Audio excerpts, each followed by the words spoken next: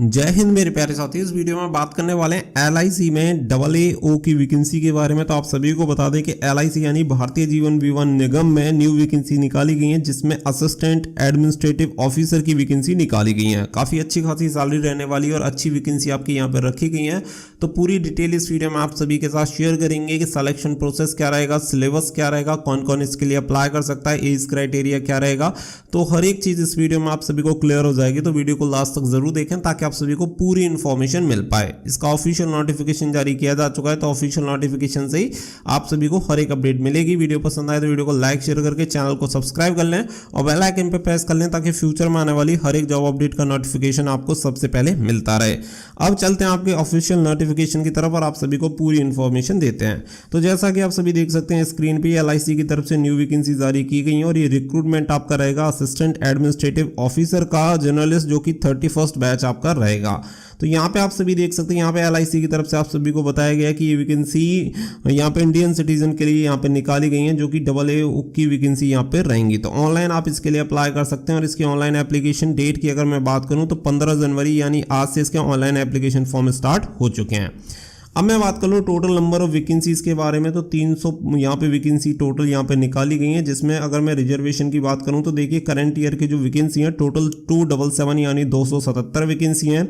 जो बैकलॉग पहले vacancy fill नहीं हो पाई थी वो 23 वैकेंसी यहाँ पे ऐड की गई हैं। तो टोटल मिला के 300 वैकेंसी आपकी निकाली गई हैं।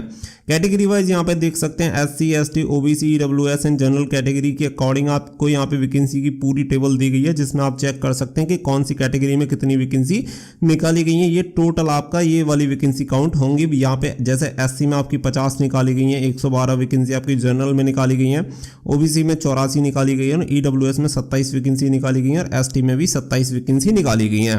तो इस तरीके से वैकेंसी का पूरा डेटा है जो कि आप यहाँ पे चेक कर सकते हैं। बाकी का यहाँ पे कुछ आपको शॉर्टकट जो दिए गए हैं उनके बारे में पूरी डिटेल यहाँ पे आप सभी को बताई गई है। बाकी का यहाँ पे रिजर्वेशन के बारे में बताया गया है, जो भी बेंचमार्क एंड डिसेबिलिटी वाले कैंडिडेट हैं उनके लिए यहाँ पे बताया गया है। तो वो यहाँ पे देख सकते हैं, अगर आप डिसेबिलिटी वाले कैंडिडेट हैं तो यहाँ पे आप सभी को पूरी इन्फॉर्मेशन दी गई है।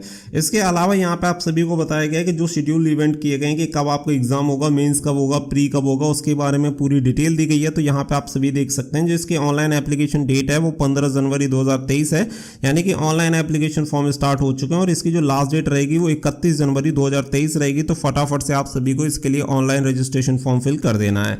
वहीं पे अगर मैं बात करूं जो आपका प्री एग्जाम होगा उसके ऑनलाइन यहाँ पे एग्जामिनेशन देख सकते हैं, तो 7 से 10 दिन पहले आप सभी को जो एडमिट कार्ड होंगे वो रिलीज कर दिए जाएंगे, क्योंकि आपका जो प्री एग्जाम होगा वो 17 फरवरी से लेकर 20 फरवरी तक आपका कंडक्ट होगा, यानी इसके बीच में चलेगा, ऑनलाइन आपका एग्जामिनेशन करवाया जाएगा। इसके अलावा जो मेंस एग्जाम होगा, मेंस एग्जाम आपका 18 मार्च 2023 को कंडक्ट होगा। तो इसके बारे में ये पूरी इन्फॉर्मेशन आप सभी को दे दी गई है। तो पूरा शेड्यूल पहले से ही कंफर्म कर दिया गया है, तो ये आप सभी के लिए अच्छी बात रखी गई है। अब बात कर लेते हैं यहाँ पे एलिजिबिलिटी कंडीशन के बारे में। तो देखिए जो एलिजिबिलिटी कंडीशन होंगी वो 1/1/2023 से आपकी ली जाएंगी, यानी कि उम्र की गणना की बात करें या एजुकेशन क्वालिफिकेशन की बात करें, ये सारी चीज़ें 1 जनवरी 2023 से काउंट की जाएंगी। तो यहाँ पे आप देख सकते हैं कि जो भी कैंडिडेट इसके लिए अप्लाई करना चाहते हैं उनकी मिनिमम जो एज होनी चाहिए वो 21 साल होनी चाहिए और मैक्सिमम जो एज होनी चाहिए वो 30 साल होनी चाहिए, इससे ज़्यादा नहीं होनी चाहिए। और जो उम्र की गणना होगी वो 1 जनवरी 2023 से की जाएगी। तो यहाँ पे 21 साल कम से कम और 30 साल मैक्सिमम जनरल कैटेगरी में यहाँ पे आपकी जो एज होनी चाहिए वो होनी चाहिए। अगर आप SC या ST से बिलोंग करते हैं तो 5 साल की छूट मिलेगी, OBC कैंडिडेट को 3 साल की छूट मिलेगी। बाकी की कुछ रिजर्व कैटेगरी भी यहाँ पे दी गई है, जो कि यहाँ पे आप चेक कर सकते हैं कि अगर आप इनमें से किसी कैटेगरी से बिलोंग करते हैं तो आपको इतनी उम्र में छूट मिल पाएगी। इसके अलावा सबसे ज़रूरी चीज़ आती है एजुकेशन क्वालिफिकेशन की। इसके लिए एजुकेशन क्राइटेरिया क्या रखा गया, तो यहाँ पे आप सभी देख सकते हैं AA जर्नलिस्ट की जो वैकेंसी है इसके लिए आपके पास बैचलर डिग्री होनी चाहिए, किसी भी स्ट्रीम में आपने कंप्लीट कर रखी है आप इसके लिए अप्लाई कर सकते हैं। कोई भी परसेंटेज क्राइटेरिया यहाँ पे नहीं रखा गया है कि आपके पास कोई 50% होना चाहिए, 60% होना चाहिए, ऐसा कुछ भी यहाँ पे नहीं दिया गया है। सिंपल आपने बैचलर डिग्री आपके पास है, यानी कि अगर आपने स्नातक अगर कंप्लीट कर रखा है, जैसे कि अगर आपने BA कर रखा है, BSc कर रखा है, BCom कर रखा है, BBA कर रखा है, आप इस वैकेंसी के लिए अप्लाई कर सकते हैं। किसी भी स्ट्रीम में कोई भी ग्रेजुएशन डिग्री आपके पास है आप इसके लिए जा सकते हैं, चाहे आपके पास 35% हो, कोई मैटर नहीं करता, बस आपके पास पास के सर्टिफिकेट होना चाहिए। तो ये हो गई आपकी क्वालिफिकेशन की बात और एज क्राइटेरिया की बात। इसके अलावा इसमें कोई फिजिकल मेजरमेंट वगैरह कुछ नहीं रहता। तो मेन जो एलिजिबिलिटी क्राइटेरिया है वो यही दो चीज़ आपकी फिलफिल होनी चाहिए, एक तो आपकी एज हो गई, दूसरी आपकी क्वालिफिकेशन हो गई। इसके अलावा यहाँ पे आगे बढ़ते हैं तो यहाँ पे आप सभी को कुछ सैलरी वगैरह के बारे में बताया गया है। तो बेसिक पे देख सकते हैं 53,600 पर मंथ स्टार्टिंग में आप सभी को यहाँ पे मिल जाती है। तो सैलरी पैकेज काफ़ी अच्छा खासा आप सभी को मिलेगा, क्योंकि आप सभी जानते हैं कि स्टार्टिंग में ही आपकी जो सैलरी रहेगी वो 92,870 रुपये पर मंथ तक पहुंच जाएगी। और ये ए क्लास सिटी जो आपकी रहेगी, सिटी के अकॉर्डिंग आप सभी को पता है कि आपके भत्ते वगैरह जो होते हैं वो डिपेंड करते हैं आपकी सिटी पे। तो यहाँ पे बहुत ही अच्छी सैलरी आपको मिलती है। अगर आपने ग्रेजुएशन कर रखा है तो मैं आपको सजेस्ट करूंगा कि आप इस वैकेंसी के लिए अप्लाई जरूर करना, और थोड़ी सी तैयारी अगर आप करेंगे तो आपका एग्जाम भी निकल सकता है। हालांकि कंपटीशन अच्छा खासा होता है, एग्जाम का लेवल भी अच्छा होता है, बट अगर आप किसी एग्जाम की ऑलरेडी तैयारी कर रहे हैं तो यहाँ पे आप इस एग्जाम को निकाल सकते हैं। इसके अलावा जो बात आती है यहाँ पे कुछ बॉन्ड वगैरह के बारे में भी बताया गया कि जो गारंटी बॉन्ड वगैरह होगा वो आपसे यहाँ पे लिया जाता है, 5 लाख रुपए का बॉन्ड वगैरह बनवाया जाता है। वो सारी चीजें यहाँ पे देख सकते हैं। नंबर 8 पे जो बात आती है वो आती है एप्लीकेशन फीस की। तो थोड़ी सी एप्लीकेशन फीस आपको यहाँ पे ज्यादा दिखेगी, बट आप सभी को बता दें जिस हिसाब से पोस्ट है और जिस हिसाब से अगर आपका सिलेक्शन होता है तो ये फीस आपके लिए कोई ज्यादा मैटर नहीं करती। जैसे अगर आप SC ST या PWD कैंडिडेट हैं तो यहाँ पे आपको केवल 85 रुपीज का जो इंटीमेशन चार्जेस होंगे वो आपको यहाँ पे करने होंगे। बाकी का अगर आप अदर कैटेगरी से बिलोंग करते हैं, जैसे जनरल हो गया, EWS हो गया, यहाँ आपका OBC कैटेगरी हो गया, तो यहाँ पे जो आपकी एप्लीकेशन फीस रहेगी वो रहेगी 700 रुपये, प्लस आपके जो भी ट्रांजैक्शन चार्जेस होंगे वो यहाँ पे ऐड कर लिए जाएंगे। तो लगभग आपको 785 रुपये के अप्रॉक्स आपको यहाँ पे फीस पे करनी पड़ेगी। तो ये आपकी एप्लीकेशन फीस हो गई और इसके लिए डिटेल्स आप सभी को बता दिए गए। ऑनलाइन एप्लीकेशन फीस ही आपको इसके लिए फिल करनी होगी। साथ ही में अब बात कर लेते हैं नंबर 9 पे आपके सिलेक्शन प्रोसीजर के बारे में। तो कंप्लीट डिटेल आप सभी को क्लियर हो जाएगी कि इसका सिलेबस क्या है और सिलेक्शन प्रोसेस क्या है। तो देखिए मैं आप सभी को बता दूं कि सबसे पहले आपको क्लियर कर दूं कि 3 स्टेज में यहाँ पे आपका जो सिलेक्शन प्रोसीजर होगा वो यहाँ पे रहेगा। पहला आपका रहेगा प्री एग्जाम रहेगा, फिर आपका होता है मेंस एग्जाम होता है और फिर आपका होता है इंटरव्यू। तो ये 3 स्टेज आपको क्लियर करने होते हैं फाइनल के लिए। फिर आपका मेडिकल एग्जामिनेशन वगैरह भी होता है, लेकिन सबसे मेन इंपॉर्टेंट 3 स्टेज यहाँ पे आपके होते हैं। 2 आपके एग्जाम हो गए, प्री और मेंस, और फिर आपका इंटरव्यू। अब चल लेते हैं आपके प्री एग्जाम के सिलेबस की तरफ, जो कि फेज 1 में कंप्लीट होता है। तो आप देख सकते हैं कि आपका जो प्री एग्जाम रहेगा वो ऑब्जेक्टिव आपका टेस्ट रहेगा। तो टेस्ट यहाँ पे आप सभी देख सकते हैं 3 सेक्शन में आपका डिवाइड रहेगा। पहला जो सेक्शन रहेगा वो रहेगा रीजनिंग एबिलिटी, जिसमें 35 क्वेश्चन 35 मार्क्स आपको दिए जाएंगे। तो यहाँ पे आप सभी देख सकते हैं कि यहाँ पे आपको मीडियम एग्जामिनेशन बताया गया ओके, इंग्लिश और हिंदी दोनों में मिलेगा, और मिनिमम क्वालिफाइंग मार्क्स भी आपको बताए गए कि जैसे SC ST PWD से बिलोंग करते हैं तो सेक्शन वाइज यहाँ पे आपको क्वालिफाइंग मार्क्स लेके आने पड़ेंगे। तो 16 मार्क्स लेके आने पड़ेंगे। अगर आप जनरल EWS OBC से बिलोंग करते हैं तो 18 मार्क्स यहाँ पे आपको लेके आने पड़ेंगे। हर एक सेक्शन के लिए सेपरेट आपको टाइम मिलेगा। तो 20 मिनट यहाँ पे आपको अलॉट रहेंगे, जिसमें आप रीजनिंग एबिलिटी आपको कंप्लीट करना है। इसके अलावा आपका आता है मैथमेटिक्स यानी क्वांटिटेटिव। तो यहाँ पे 35 क्वेश्चन 35 मार्क्स, सेम यहाँ पे क्राइटेरिया रखा गया है। क्वालिफाइंग मार्क्स का 20 मिनट यहाँ पे अलॉट की जाएंगी। नंबर 3 पे जो आता है वो आता है इंग्लिश लैंग्वेज और कॉम्प्रिहेंशन, जिसके लिए 30 क्वेश्चन 30 मार्क्स यहाँ पे दिए जाएंगे। जिसके लिए SC ST PWD से बिलोंग करने वाले कैंडिडेट को 9 मार्क्स लेके आने होंगे। बाकी जनरल EWS OBC कैंडिडेट को 10 मार्क्स यहाँ पे लेके आने पड़ेंगे। 20 मिनट्स का टाइम अलॉट होगा, यानी कि टोटल आपका जो पेपर का टाइम रहेगा वो रहेगा 1 घंटा, जिसमें हर एक सेक्शन के लिए 20-20 मिनट आपको दिए जाएंगे। तो हर एक के लिए फिक्स है। अगर आप 10 मिनट में भी कर लेते हैं तो 10 मिनट आपको वेट करना होगा, उसके बाद ही आपका दूसरा सेक्शन ओपन होगा। तो इस तरीके से आपका टाइम फिक्स यहाँ पे रखा गया है। तो टोटल टाइम देख सकते हैं, टोटल नंबर ऑफ क्वेश्चन यहाँ पे 100 रहेंगे, जिसके लिए आप टोटल यहाँ पे देख सकते हैं यहाँ पे 30 मार्क्स आपको दिए जाएंगे। सॉरी, टोटल आपके जो मार्क्स रहेंगे टोटल 100 मार्क्स आपको यहाँ दिए जाएंगे, और ये आपका केवल क्वालिफाइंग मार्क्स रहेगा। तो यहाँ पे देख सकते हैं इस तरीके से आपका 1 घंटे का पेपर रहेगा। तो यहाँ पे आप देख पाएंगे। साथ ही में यहाँ पे जो आपका रहेगा रैंकिंग के लिए जो आपके इंग्लिश के मार्क्स होंगे वो यहाँ पे काउंट नहीं किए जाएंगे, यानी कि आप जो मेंस के लिए आपकी जो लिस्ट बनेगी वो 70 मार्क्स पे आपकी बनेगी। यानी कि इंग्लिश केवल क्वालिफाइंग नेचर का आपका रहेगा कि अगर आप 10 मार्क्स यहाँ पे जनरल EWS OBC में ले आते हैं तो पास हैं, और यहाँ पे 9 नंबर। यानी कि जब आपकी मेंस एग्जाम के लिए जो मेरिट बनेगी वो केवल 70 मार्क्स में से आपकी बनेगी, यानी कि दोनों आपकी रीजनिंग और मैथमेटिक्स में से ही आपकी जो लिस्ट बनेगी वो आपकी रैंकिंग बनेगी। तो यहाँ पे आप देख सकते हैं English language will not be counted for ranking. यहाँ पे ये क्लियर कर दिया गया है, केवल क्वालिफाइंग नेचर रहेगा, इंग्लिश लैंग्वेज जो आप सभी का रहेगा।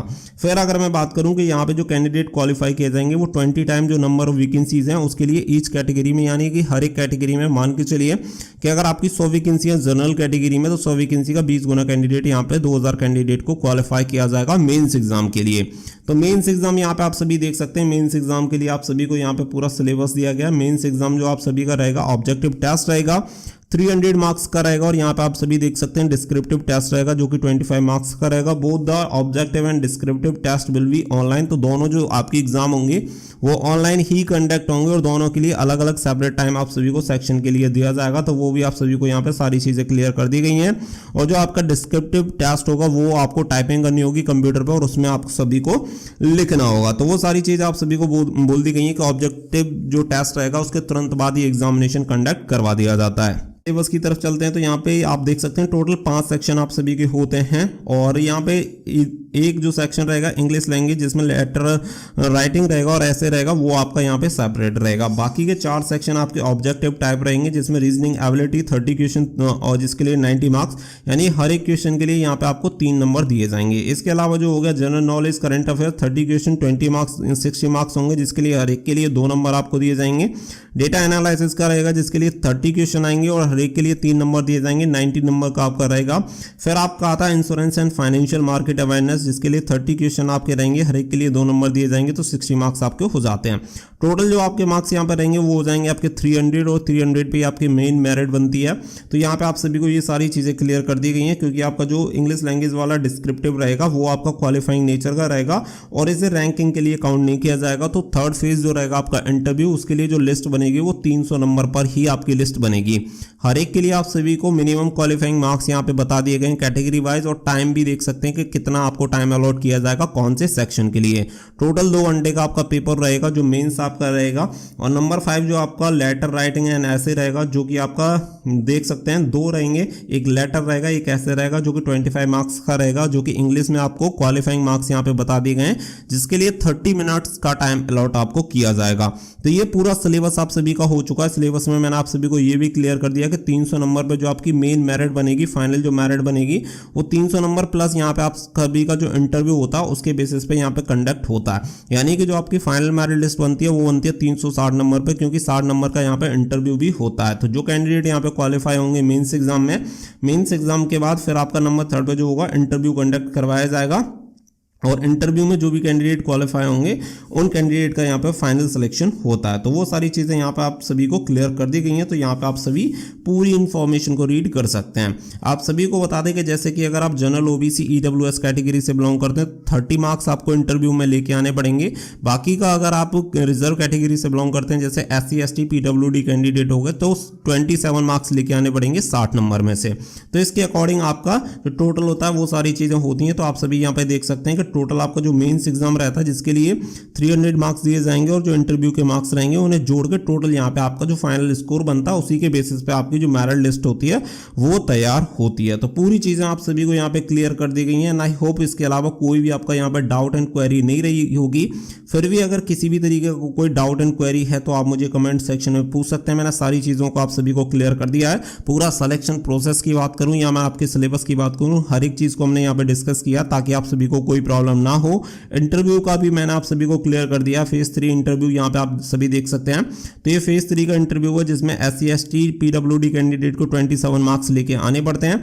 बाकी का जैसे जनरल EWS और OBC कैटेगरी हो गए 30 क्वालिफाइंग मार्क्स यहाँ पे लेके आने पड़ेंगे। टोटल यहाँ पे देख सकते हैं तो टोटल आपका 60 मार्क्स का है यहाँ पे आपको qualifying marks for EWS category. तो यहाँ पे देख सकते हैं 30 मार्क्स यहाँ पे क्वालिफाइंग मार्क्स कम से कम आपको लेके आने पड़ेंगे। इसी के बेसिस पे आपकी टोटल जो मेरिट लिस्ट होगी वो प्रिपेयर होगी। बाकी का यहाँ पे मेडिकल एग्जामिनेशन वगैरह आपका करवाया जाता है वो लास्ट में आपका होता है। तो पूरी चीज़ें आप सभी को क्लियर हो गई होंगी। ऑनलाइन एप्लीकेशन फॉर्म स्टार्ट हो चुके हैं तो आप ऑनलाइन एप्लीकेशन फॉर्म फिल कर सकते हैं इसकी ऑफिशियल वेबसाइट पे जाके। तो कोई भी डाउट एंड क्वेरी हो कमेंट सेक्शन में बता देना। मिलते हैं नेक्स्ट वीडियो में एक नेक्स्ट अपडेट के साथ। So thank you for watching. जय हिंद जय भारत।